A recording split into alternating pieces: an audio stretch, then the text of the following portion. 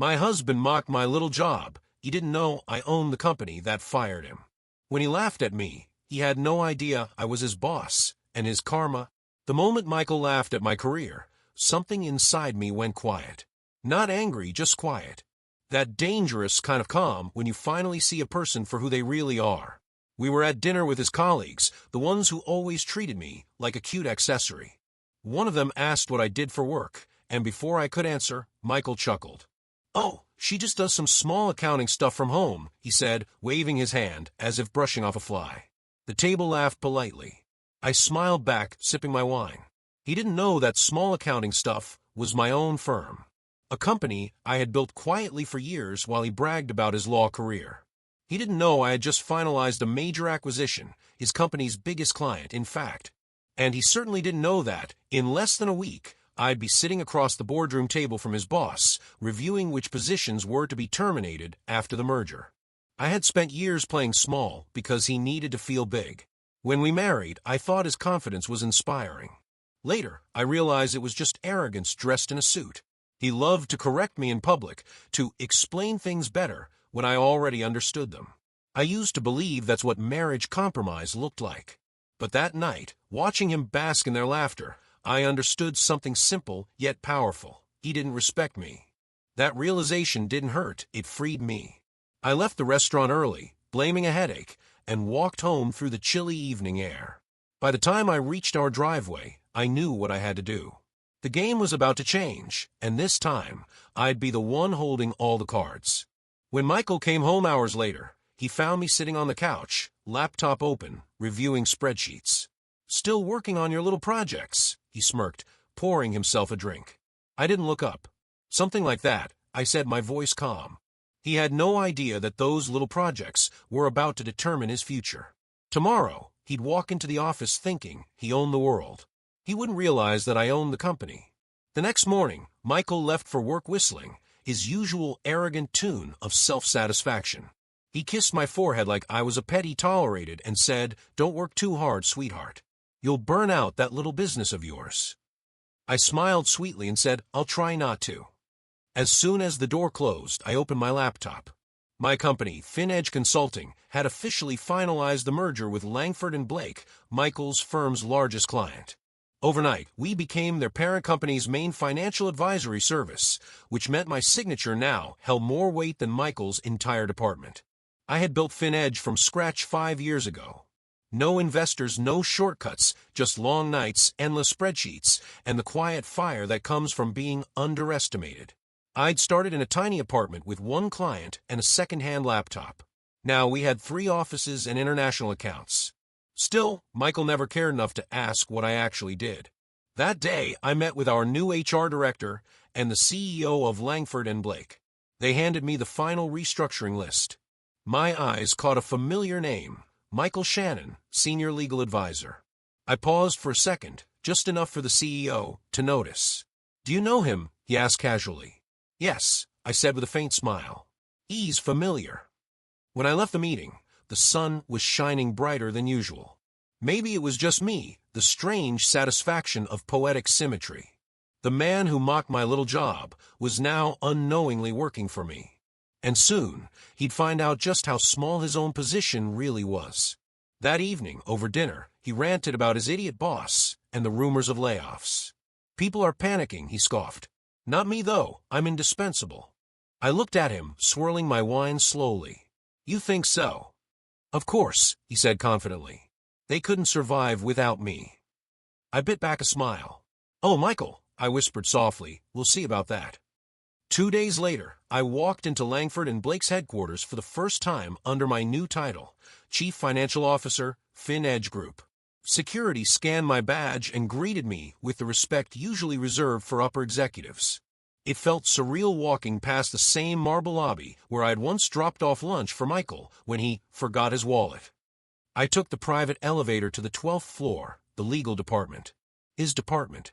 The glass doors opened, and I could already hear his voice echoing from the conference room. That arrogant tone I knew too well, explaining things loudly so everyone could hear. When he saw me step in, his expression froze for a fraction of a second before twisting into polite confusion. "Sarah," he said, blinking. What are you doing here? I met his gaze calmly. Business, I replied, taking a seat at the head of the table. His colleagues glanced between us, whispering. The head of HR cleared her throat. Everyone, this is Ms. Sarah Shannon, CFO of FinEdge Group, our new parent company. Michael's face drained of color. The smirk that had lived on his lips for years vanished. Wait, you're the CFO, he stammered. I nodded, my tone measured but firm. Yes. We'll be overseeing departmental evaluations starting today. I trust you'll cooperate. The silence that followed was thick enough to cut with a knife. For the next hour, I conducted the meeting like any professional, direct, composed, and efficient. But every number I presented, every chart I explained, carried an unspoken message. You underestimated me. When the meeting ended, the employees filed out, whispering about the new leadership. Michael lingered behind, trying to regain his composure. Sarah, can we talk privately? He asked. I gathered my papers slowly. About what? About this. You. Why didn't you tell me? His voice cracked slightly, a sound I'd never heard from him before. I looked him straight in the eye. Because you never asked, Michael. You were too busy laughing at me. He had no answer. For once, the man who always had something to say stood completely speechless. And that silence, it was the sweetest sound I'd ever heard. After that meeting, the office buzzed with rumors. I could feel eyes on me as I passed through the halls, some curious, some admiring, and a few pitying him. People whispered about how the new CFO happened to be the wife of one of their senior advisors. I didn't bother correcting them. Let them speculate. Truth didn't need defending when it was already winning. That afternoon, HR began distributing the official layoff notices. The restructuring plan wasn't cruel, it was strategic. We were merging departments, cutting redundancy, and streamlining the bloated legal branch, Michael's branch. I hadn't personally decided who stayed and who didn't. I'd left that to objective metrics. Still, when I saw his performance file, it wasn't hard to predict which way things would go. I spent the rest of the day reviewing numbers in my corner office, an office bigger than the entire apartment we'd started our marriage in. The irony wasn't lost on me. Around 6 p.m., a soft knock came on my door. It was James, the HR director. He looked uncomfortable, clutching a folder. It's done, he said quietly. Shannon was on the list. I nodded once. Was he informed? Not yet. We'll tell him first thing tomorrow morning. I thanked him and waited until he left before allowing myself a long, slow breath. I thought I'd feel vindicated, but the emotion was different, cleaner, calmer. Not triumph, but closure. That night, I went home before Michael. I cooked dinner, lit candles, set the table like nothing was different. When he arrived, I greeted him with the same warmth as always. He hung his coat and sighed. Rough day, he muttered. They're cutting good people. It's a mess. I tilted my head slightly. Are you safe? He smirked, confident as ever. Please. They wouldn't dare touch me. I smiled, a genuine, quiet smile this time. That's good to hear. We ate in silence, the only sound the faint clinking of silverware. Every bite tasted like poetic justice served cold. Tomorrow, he'd find out just how safe he really was. The next morning, I woke up before him. He was still asleep, snoring softly, blissfully unaware that his world was about to change. I stood by the window with my coffee, watching the sunrise, wondering how many times I'd let him make me feel small just to keep the peace. That version of me was gone. When he finally stirred, he smiled lazily. You're up early again, working on your spreadsheets. I turned, meeting his sleepy grin. Something like that, I said. Big day today. He chuckled. Same here. The partners are meeting with the new CFO. Everyone's tense. Whoever she is, she's apparently a shark. I raised an eyebrow. A shark? Yeah. Rumor is she's ruthless. Perfect for cutting dead weight. He laughed, sipping his coffee. Good thing I'm not on that list. I smiled. Good thing. At 8:45, he left for the office, whistling like always.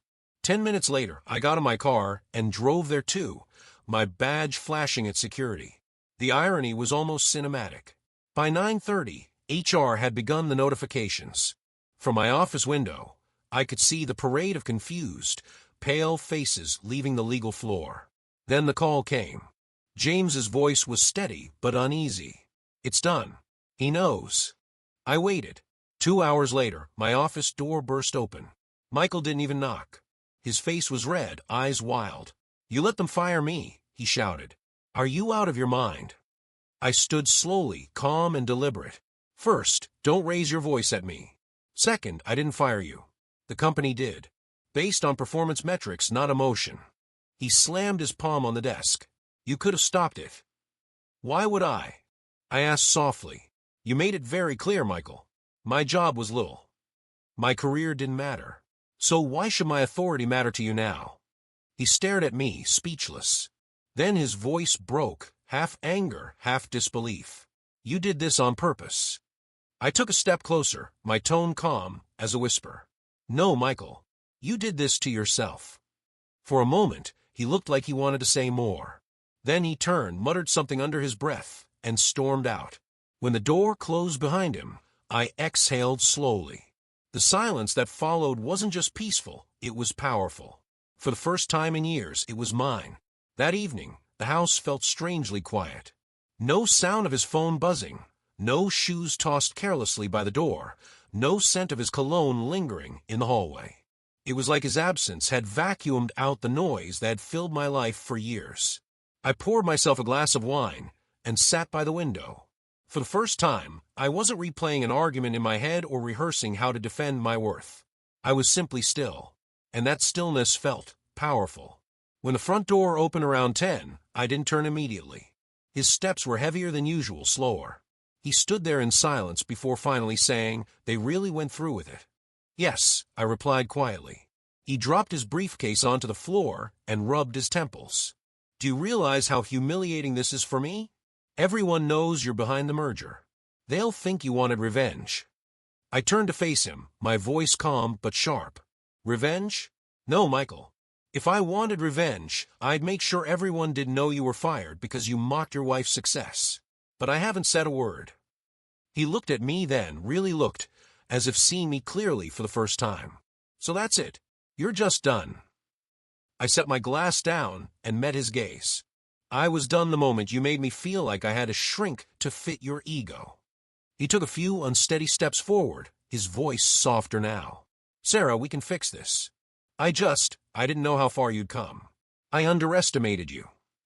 I tilted my head slightly. "You didn't underestimate me, Michael. You dismissed me." The silence that followed was heavier than any fight we'd ever had. He wanted to argue, but there was nothing left to defend. The truth hung between us, sharp and undeniable. When he finally walked out again, he didn't slam the door. He just closed it quietly, like someone who understood it was final. I watched his car disappear down the street and whispered to myself, "You'll be fine, Sarah. You already are." And for the first time in years, I believed it. The following week was a blur of meetings, signatures, and congratulations. Within days, the board officially announced my appointment as CEO of FinEdge Group. The merger had gone smoothly, and our client retention exceeded projections. The company was thriving, and so was I. News spread fast in Nashville's corporate circles. Suddenly, the same people who had once ignored me at charity galas were now eager to shake my hand. I smiled politely, knowing how fickle admiration could be. Success doesn't change who you are. It only reveals who's been pretending not to see you. Michael, meanwhile, was not doing well. I heard through a mutual acquaintance that he'd tried to contest the termination, but failed. His severance package was generous. I'd made sure of that, but his pride couldn't handle the blow. His name had become a quiet punchline among the partners. The guy who got fired by his wife. Cruel but true. One afternoon, he showed up at my office unannounced. My assistant, clearly uncomfortable, buzzed in. "Miss Shannon, your husband is here." I looked up from my desk, heartbeat steady. "Send him in." He entered in a rumpled suit, looking older than I remembered. His confidence, that smug, effortless arrogance, was gone. He stood across from me, hesitant, like a man who no longer recognized his own reflection. "I wanted to apologize," he said finally. "Not for getting fired. For everything else." I folded my hands on the desk. "I appreciate that. But you should know, this apology isn't for me. It's for you." He frowned. "What do you mean?" "I've already moved on," I said simply. "You're the one still trying to rewrite the story." He exhaled, defeated. "So that's really it, huh?" Yes, I said, standing. That's really it. He hesitated at the door, turning once more. You were always smarter than me. No, I corrected gently. I just stopped letting you convince me otherwise. After he left, I sat for a long time, staring at the city skyline through the glass. Success didn't feel like revenge anymore. It felt like peace, the kind that comes only after you stop needing to prove anything. That night, I closed the chapter on our marriage for good. And the next morning, I opened a new one, on my own terms. A few months later, my life felt completely unrecognizable, calmer, cleaner, lighter. I'd moved into a modern apartment overlooking the river, where mornings began with sunlight and silence instead of criticism. I still woke up early, but now it was because I wanted to, not because I was trying to impress anyone. My days were full, board meetings, interviews, new projects. FinEdge had become one of the fastest-growing consulting firms in the region. We were mentoring young women in finance, offering scholarships, hosting leadership workshops. The kind of change I used to dream about when I was still Michael's wife. Every now and then, his name would come up in conversation, but only in passing. Someone mentioned he was doing contract work for a small firm in Memphis. It didn't sting. It didn't even register as relevant. That chapter wasn't my story anymore. One Friday, I was invited to speak at a university business forum. After my talk, a student raised her hand and asked, "What's the most important thing success has taught you?" I paused before answering. "That you don't have to be loud to be powerful," I said. "Quiet strength can move mountains. People might underestimate you, let them. That's how you build in peace and rise in silence." The audience applauded softly, but what touched me most was the look on the young women's faces, like they'd just seen a version of themselves in the future. After the event, as I packed my notes, one of the organizers handed me a small envelope. Inside was a handwritten card. It read, "Never let them shrink your power. A fan of your quiet fire." I smiled, tucking it into my bag. I didn't know who sent it, but it felt like the universe reminding me that I had become everything I once needed. That night, I poured a glass of wine and stood on my balcony, watching the city lights ripple across the water.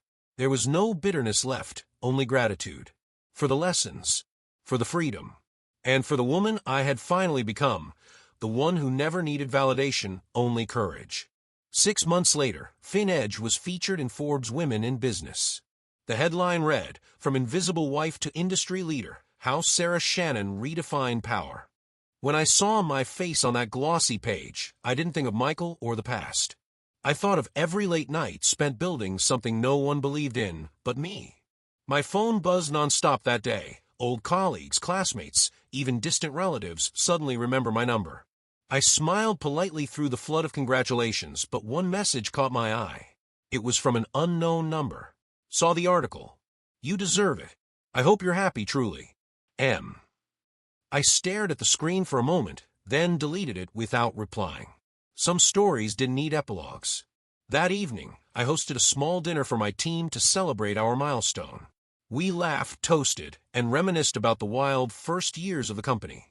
At some point, my HR director, James, leaned over and said, "Yo, Sarah, I've worked for a lot of CEOs, but none have led with this much grace." I smiled, a little taken aback. "Grace?" He nodded. "Yeah. You prove that power doesn't have to roar. Sometimes it just speaks calmly, and everyone listens." After everyone left, I walked through the empty office, lights dimmed, city skyline glittering outside the glass. This place, this company, it was everything I had built when nobody was watching. I stopped by the window and whispered to myself, "You did it." Not with pride, but with quiet relief. Because success wasn't the point anymore, peace was. And somewhere deep down, I knew that if I ever saw Michael again, I wouldn't feel anger or victory. I'd simply thank him silently for underestimating me just enough to ignite the fire I needed. I turned off the lights, stepped into the elevator, and smiled as the doors closed. Tomorrow would bring new challenges.